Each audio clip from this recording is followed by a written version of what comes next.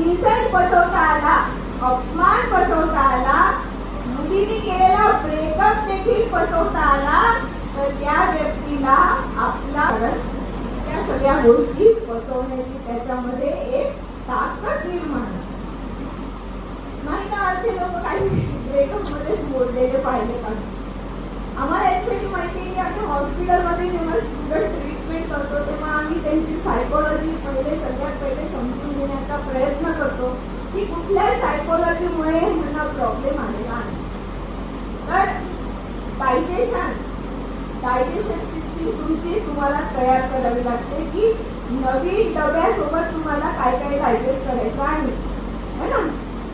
तर हे इमोशन्स आहे, हे इमोशन्स तुम्ही पद्धतशीर तुम्हाला डायजेस्ट करता आले तर तुम्ही काय करता, अभ्यासात कॉन्सन्ट्रेट करता. तुम्ही काय करता, अभ्यासात कॉन्सन्ट्रेट करता. तुम्हाला डिस्ट्रॅक्ट करायचा प्रयत्न करणारे पण तुमचे मित्र भेटतात. तुम्ही जर चांगल्या ठिकाणी चांगल्या रूटवर चालत असेल तर तुम्हाला डिस्ट्रॅक्ट करणारे लोक पण अनेक मिळतात.